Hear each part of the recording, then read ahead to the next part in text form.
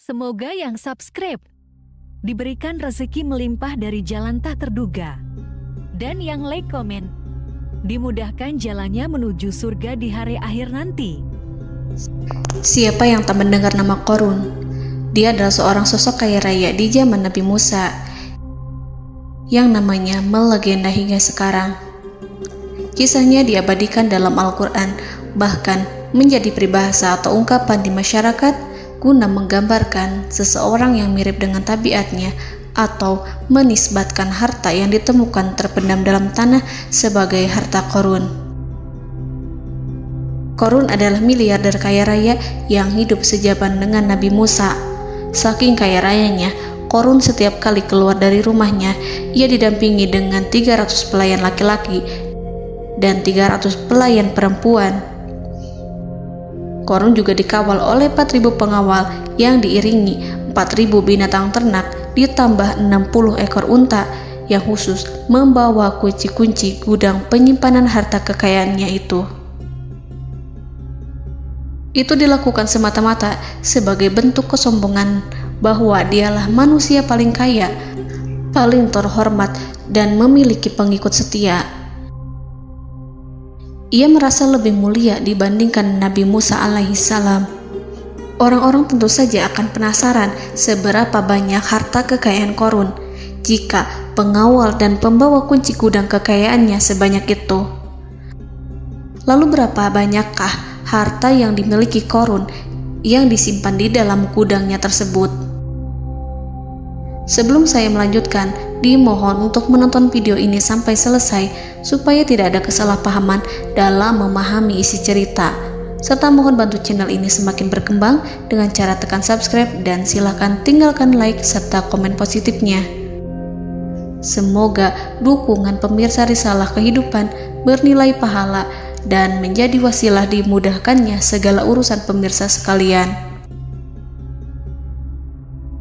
Pemirsa Risalah Kehidupan, di zaman sekarang banyak orang yang mengistilahkan rezeki yang tak terduga dengan istilah harta Qorun. Lalu dari manakah sumber harta kekayaan Qorun yang sangat luar biasa itu?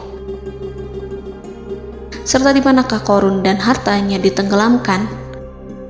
Siapakah Qorun dan bagaimana kisahnya dengan Nabi Musa?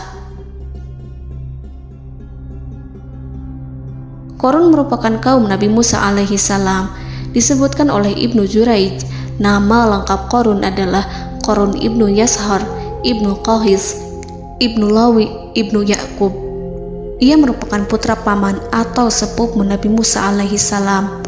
Pasalnya, Nabi Musa alaihissalam sendiri adalah putra Imran, sedangkan Imran adalah putra Qahis. Dengan kata lain, Qorun masih satu kakek dengan Nabi Musa alaihissalam, yakni kakek Qahis. Ia adalah umat Nabi Musa yang taat. Tidak hanya memiliki banyak harta, Qorun juga termasuk orang yang cerdas dan berilmu.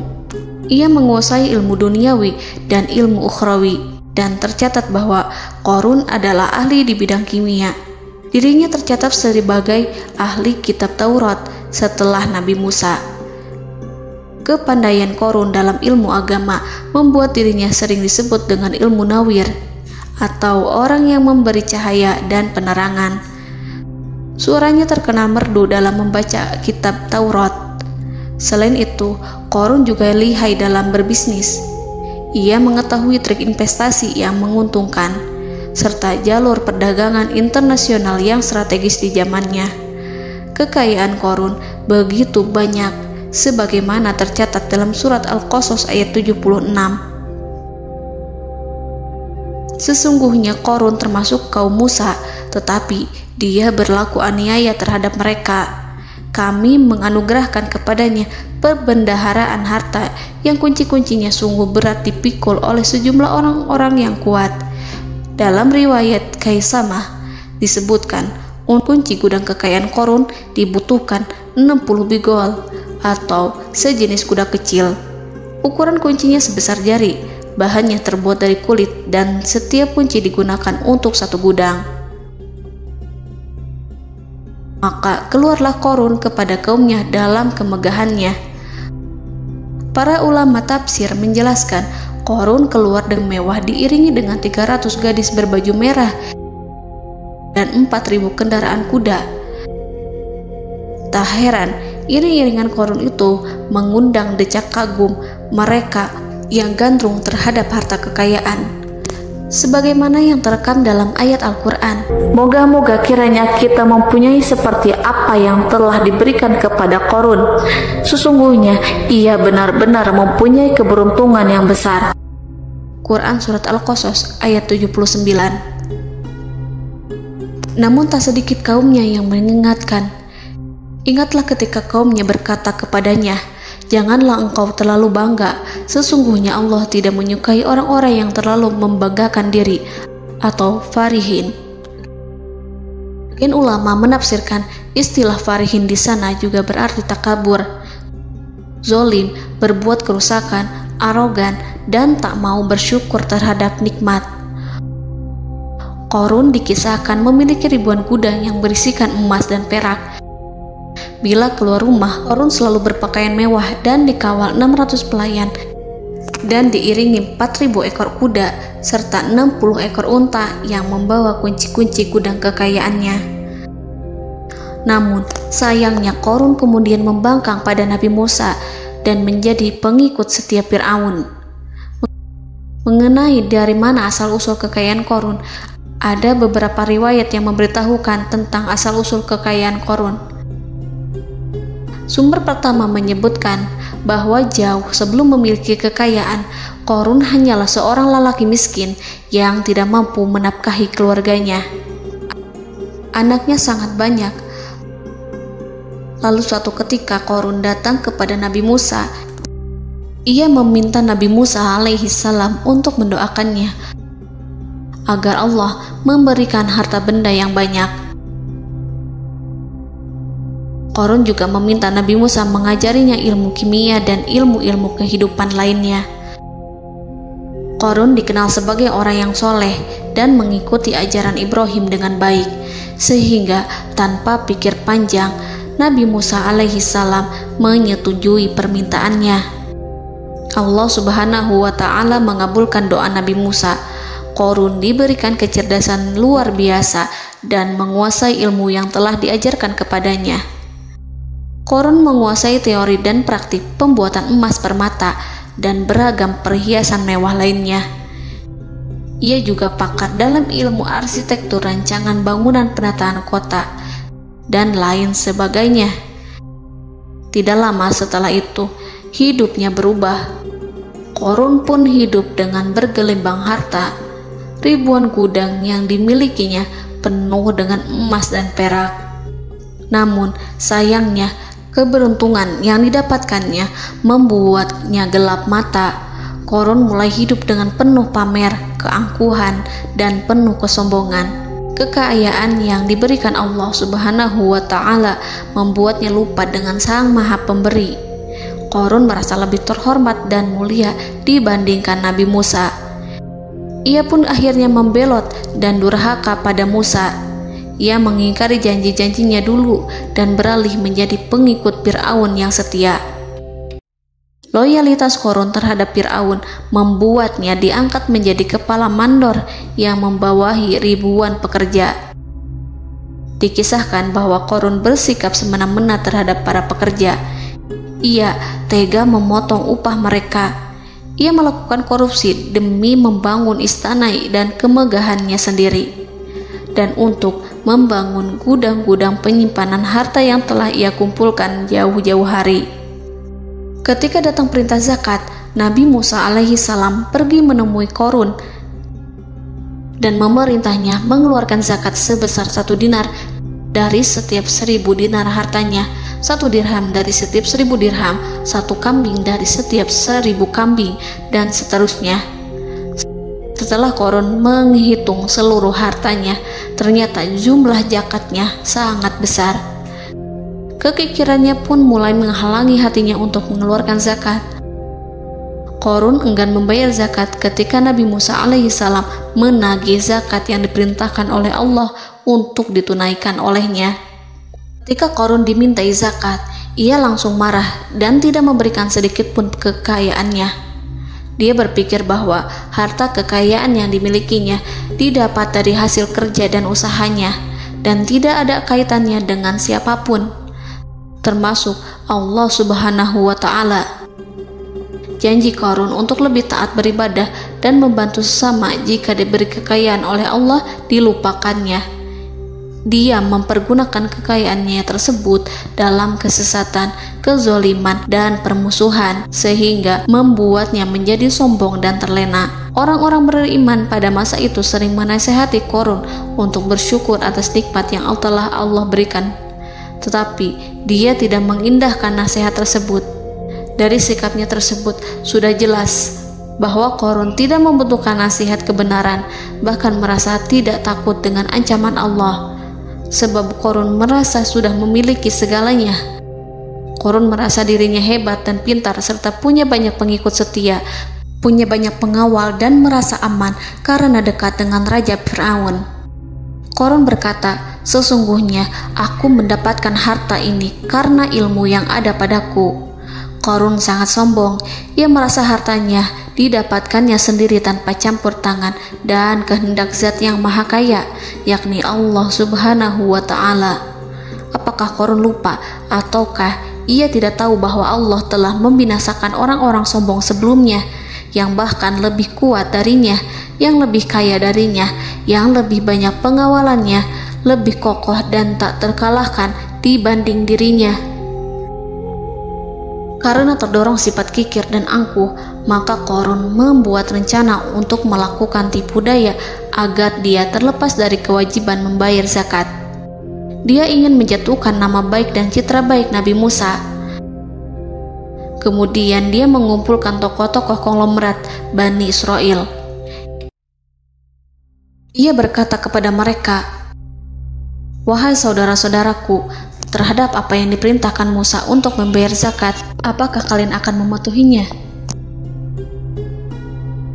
Sekarang dia hendak mengambil harta yang ada di tangan kalian, maka pikirkanlah suatu cara untuk menghindari perintahnya." Para pembesar-pembesar yang dipanggil kemudian menjawab, "Wahai paduka Qarun, engkau lebih besar daripada kami. Kami akan melakukan apapun yang kau inginkan." Qarun berkata, "Datangkanlah kepadaku wanita cantik. Aku akan memberinya hadiah besar jika ia berhasil menggoda dan memfitnah Musa." Ketika wanita cantik yang diinginkannya datang, Qarun memberikan kepadanya uang muka sebagai jaminan. Ia akan membayarkan seluruh yang dijanjikannya ketika berhasil menjalankan misinya. Bukan hanya itu, Qarun pun berjanji akan menjadikan wanita ini sebagai istrinya.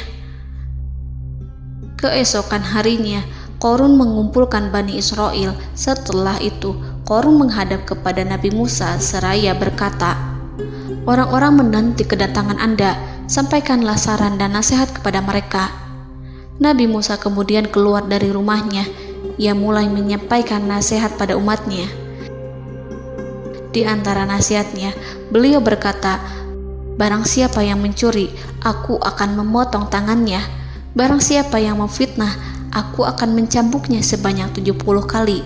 Barang siapa yang tidak mempunyai istri dan dia berbuat zina, maka aku akan mencambuknya sebanyak 70 kali. Adapun barang siapa yang memiliki istri dan ia berbuat zina, aku akan rajam dia sampai mati." Qarun kemudian berkata, "Apakah ini juga berlaku untuk Anda jika Anda sendiri yang berbuat zina? Apakah Anda akan menerima hukumannya?" Kemudian Nabi Musa menjawab, "Ya, meskipun saya sendiri yang melakukannya." Maka kemudian Qarun memanggil wanita yang telah dibayarnya. Wanita itu berdiri di depan Nabi Musa dan Bani Israel yang telah berkumpul, mengaku sedang hamil karena berhubungan badan dengan Nabi Musa. Maka marahlah Nabi Musa atas fitnah kejam yang diarahkan kepadanya.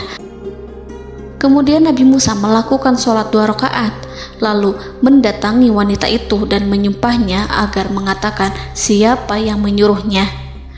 Wanita itu menjadi ketakutan. Ia bergemetar di depan Nabi Musa dan mengaku bahwa yang menyuruhnya adalah Qarun. Lalu wanita itu bertaubat dan meminta maaf kepada Nabi Musa. Seketika Nabi Musa bersujud seraya berdoa kepada Allah agar menimpakan azab kepada Qarun. Allah memberi wahyu kepada Musa bahwa bumi telah dijadikan tunduk kepada perintah Nabi Musa. Kemudian Nabi Musa berkata kepada bumi, "Wahai bumi, telanlah Qarun beserta kekayaannya, habiskanlah semua." Kala itu Allah menurunkan wahyu kepada Musa alaihissalam untuk memerintah bumi apapun yang diinginkannya. Begitu Nabi Musa alaihissalam datang dengan wajah sangat marah, barulah Qarun merajuk, "Wahai Musa, sayangilah aku." Sementara Nabi Musa alaihissalam tak bergeming. Beliau lantas berkata pada bumi, "Wahai bumi, ambillah mereka." Seketika rumah Qarun mulai bergetar. Qarun dan antek-anteknya mulai dibenamkan hingga bagian lututnya. Rumahnya ikut turun sedalam lutut. Qarun kembali merajuk, "Sayangilah aku Musa." Rumahnya kembali berguncang. Kini Qarun dan kawan-kawannya kembali terbenam hingga pusar. Demikian pula rumahnya. Qarun terus merajuk, "Wahai Musa, sayangilah aku." Sementara Nabi Musa alaihissalam kembali meminta bumi, "Wahai bumi, ambillah mereka." Rumah Qarun berguncang lagi, sementara Qarun dan kawan-kawannya terus terbenam hingga bagian tenggorokannya. Demikian pula rumahnya. Qarun lagi-lagi menjerit, "Wahai Musa, sayangilah aku." Namun Nabi Musa alaihissalam tak bergeming. Beliau terus meminta bumi menelannya hingga akhirnya Qarun dan kawan-kawannya hilang seluruhnya ditelan bumi. Tak lama setelah itu Allah berkata, "Wahai Musa, apa yang membuatmu bersikap demikian? Padahal demi kemuliaanku, andai dia Qarun berdoa kepadaku, niscaya aku akan rahmati. Maka kami benamkan dia beserta rumahnya ke dalam bumi, maka tidak ada baginya satu golongan pun yang akan menolongnya selain Allah, dan dia tidak termasuk orang-orang yang dapat membela diri." Quran Surat Al-Qasas ayat 81. Lalu di manakah lokasi ditenggelamkannya Qarun beserta harta bendanya? Konon berdasarkan kepercayaan beberapa masyarakat setempat, Qarun ditenggelamkan di sekitar sungai atau danau Moris yang terkenal di kota Payom, negara Mesir. Qarun konon mendirikan istana dan di tempat itu pula ia ditenggelamkan. Dahulu, Qarun berkeinginan membangun sebuah istana, namun tidak diizinkan oleh Fir'aun jika istana itu dibangun di samping istana Fir'aun. Terlebih, Qarun juga tidak ingin membangun istana di tengah pemukiman Bani Israel yang terletak di tanah Jasan. Fir'aun pun memberikan tanah di wilayah Fayom. Kemudian di tepi sungai Payom inilah Qarun membangun istananya yang megah, dan di dalamnya ia membangun Al-Khunuj, gudang penyimpanan harta berisi emas dan perak. Salah satu bukti arkeologis yang dapat dijumpai di lokasi tersebut adalah runtuhan bangunan yang diduga sebagai tempat tinggal Qarun yang berjarak sekitar 2 km dari Danau Qarun. Menurut beberapa sumber, bangunan yang masih berdiri kokoh tersebut adalah benteng yang dibangun oleh Qarun. Namun ada juga yang mengatakan bahwa bangunan tersebut adalah tempat tinggalnya. Wallahu a'lam. Semoga kita semua dijadikan orang yang Allah mampukan menjadi orang kaya namun tidak seperti Qarun,